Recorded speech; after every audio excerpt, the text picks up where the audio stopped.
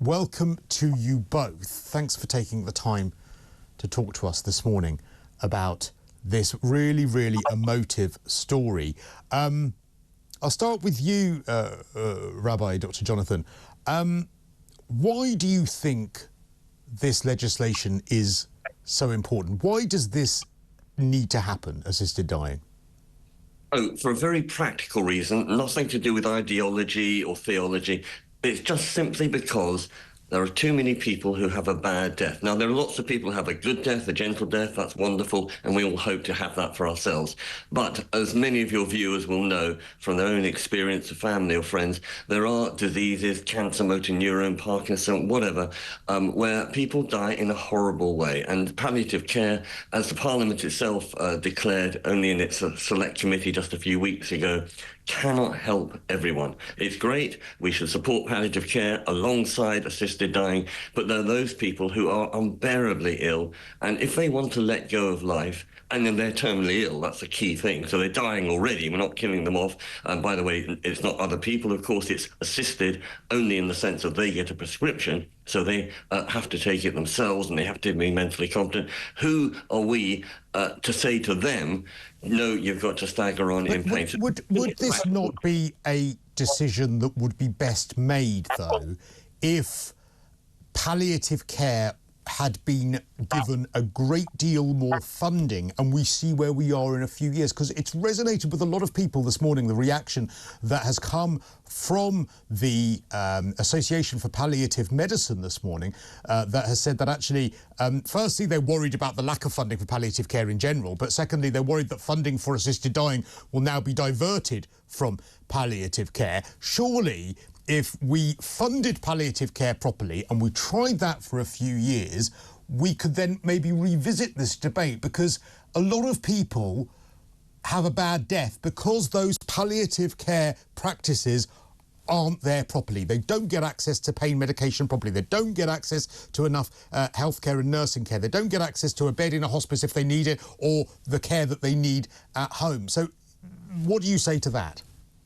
Well, I think that's an interesting point. And funnily enough, what you've just said, Cristo, was exactly what palliative care people said in the 1980s in Oregon, when it was assisted dying was introduced there. There was a great opposition between palliative care and assisted dying. But now that it's happened, and it's happened there for 25 years, they work together very harmoniously, and they support each other. The financial funding for palliative care has gone up. It's not an either or, it's a both and. Okay.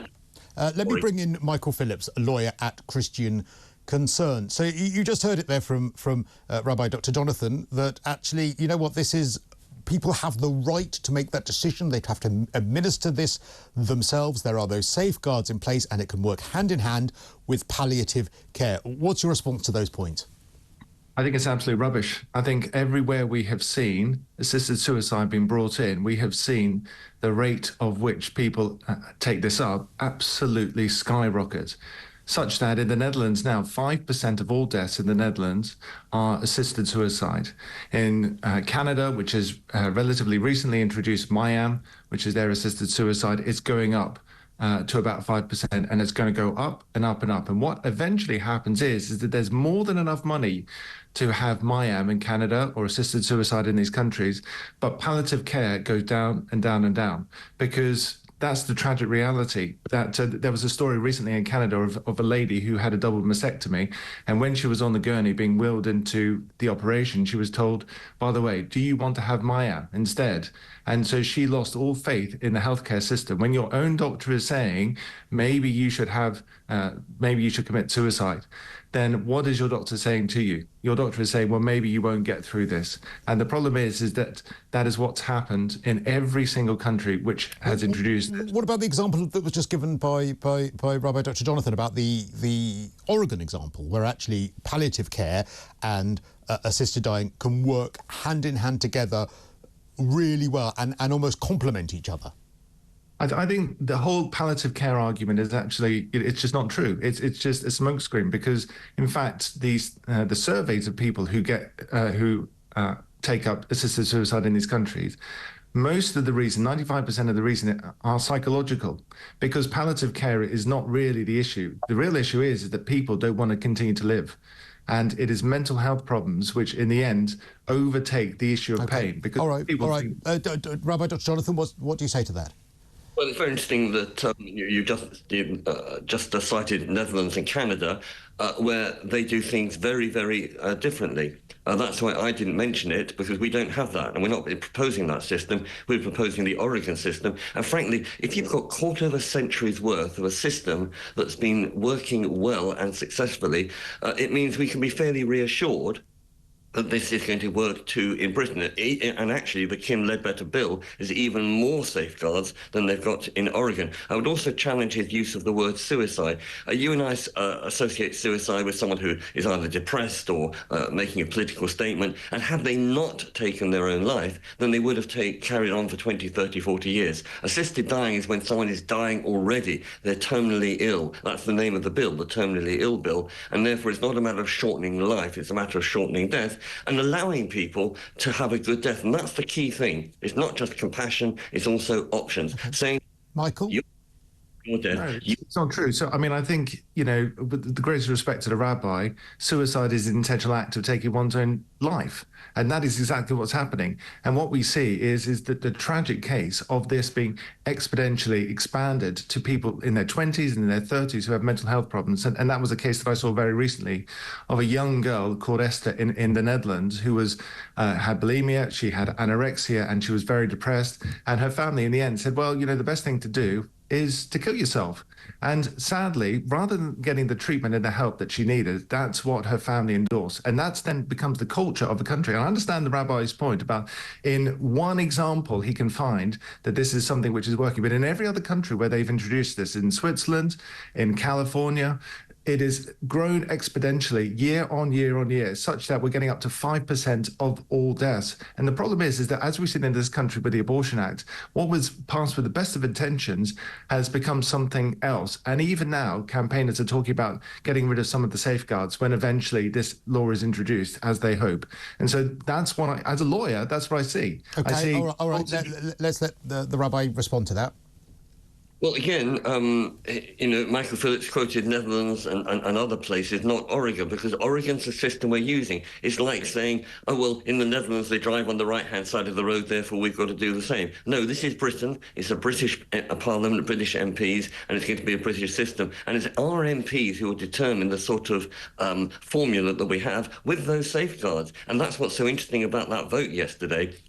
What it really was a vote in principle. Now it's going to be thrashed out in the committee stage and the report stage, and all those extra safeguards that people rightly want to... But Rabbi, isn't it a fair point to say that any big societal, social change that is made, whether it be abortion, whether it be gay marriage, whether it be almost, any piece of legislation where you open the door to a change that people are not used to before, it always starts off perhaps by being very, very reasonable, and people look at it and say, yep, I can absolutely get behind that.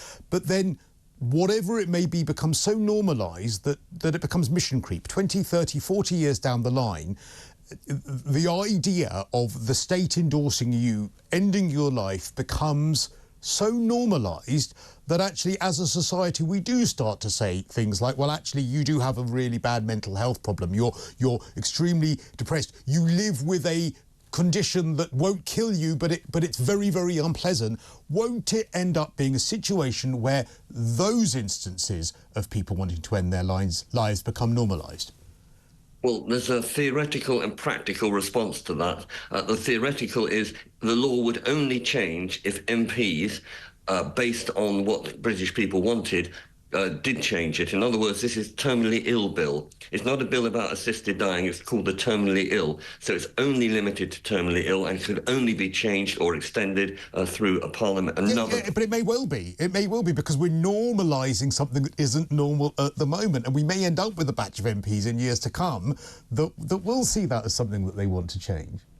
But again, I go back to Oregon. They've had it for now 27 years, and they haven't normalized it, and they haven't extended it. And I think the rate of assisted dying has gone up from, I think, 0.4 to 0.7 over 27 years. In other words, it's very static. And the interesting thing about Oregon is a lot of people do both. They start off with palliative care, and then... Okay.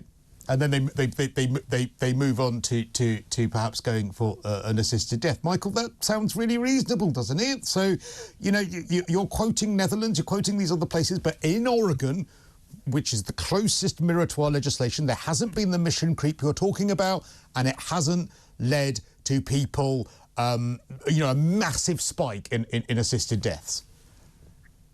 In fact, in 2023, it went up by 21%. The number of assisted suicides. So, you know... In Oregon? Yes, in Oregon. That's right. I'm reading now from a newspaper report where it went up by 21%. So in every case in the world, it always goes up. And, you know, with the increased pressure on the NHS and the amount of people which are coming into this country, then inevitably there will be more and more pressure on palliative care. And people then feel that there is a duty in those circumstances to then die. And then it comes into the culture. And unfortunately, the legal protections, you know, I've worked in the courts and I've done end-of-life cases, and I know what kind of things happen inside the courts. And unfortunately, it's because of my lack of faith in the court system that I'm saying that we should stop it at this stage, because life is precious. Life is to be protected. And people who are unwell are to be helped. Last year, I saw my sister-in-law die in horrible circumstances, but you know what? She enjoyed every single last moment of her life before she went. And when she went, it was her time to go. It wasn't rushed in any circumstances. And I believe as a Christian that we are given life by God, and God takes life. It is not doctors who should be taking life. It is not ourselves who should be taking life. And when we start moving... Can I just jump in a second? Because you are right that when assisted suicide started in Oregon in 1997, there were 16 assisted suicide. In 2023, that was 367 assisted suicides. Yes. But that is out of a population of Oregon of over 4.2 million people. So the proportion of people within that state over the course of the year who are choosing to end their terminal illness is still extremely small among that population. Yeah, I know we keep on going back to Oregon, but that is actually the outlier. The vast majority of countries in the world and states in the world which have introduced this have grown such that it is about 5% in, like I said, in the countries that I mentioned, and it is growing every year in every single country where it is introduced. But we're not modelling it on any of those countries. Yeah, but it will change. I mean, that's the history of law. Okay, so when you bring in these kinds of changes, we're told, okay, it's not going to have an adverse effect. It's only for these rare circumstances. And that's what we saw with the 1967 Abortion Act. We're told, and now we have 250,000 abortions every single year, whereas we started out with a few thousand every year. So what happens over the course of 50 years, it grows and grows and grows. And, you know, campaigners such as the Rabbi will say, well, it's only for a few, you know, cases just like this. But campaigners who are less scrupulous than the Rabbi will then push and push and push, because underpinning all of this is a morality that believes that there is no God, and ultimately we should end our lives when we wish to end our lives, because most people take that view. And then the problem is that those who are most vulnerable in society are the victims then of the pressure from society for them to end their lives. Rabbi, you've heard there what Michael has to say. What do you respond with? I think you were right to point out that the 23% comes from a very small base, so therefore doesn't really sound quite as horrendous as it is. But the real point is, as Michael just said, he's a Christian. Great, wonderful. But that's his view. He shouldn't therefore stop people who are not Christian, because they are other faiths or no faith at all, from having a different view. And I do agree with him. Life is sacred. Life is precious. What does that mean? It means that we need to take life seriously, live it to the full, and respect the right of other people to live their life to the full. But it doesn't mean to say that we have to stagger on in our last few weeks in a ghastly situation and in a way that's complete travesty of everything that we've done in the last 60, 70, 80 years. So life is sacred, but there's nothing sacred about suffering. There's nothing holy about agony. Okay, just a final word to you, Michael, just really brief if you wouldn't mind. Life is precious, and life should be preserved, if at all possible, in these circumstances. I think that Francis Schaeffer, who was a Christian philosopher, said this. He said it is a sign of a society in its death throes when we start killing its most weak and its most vulnerable. And the people that I'm concerned about are those people who are the disabled people, the people who are mentally unwell, who have that pressure, maybe from society, maybe even sadly from their own families, to take their lives. And that is what we have seen in the last 20 years in every country which has introduced assisted suicide. We have seen an exponential growth. I understand, and thank you both. I think really, really compelling, respectful and interesting points that you both made. Really appreciate Rabbi Dr. Jonanathan Romain, MBE, and Michael Phillips. Listen, talk.tv/helplines is where you'll find some resources if any of these debates, especially about perhaps debate more about the suicide side of things rather than particularly assisted dying, though that may also have upset you somewhat. So go there if you feel the need, and there are some good resources for you.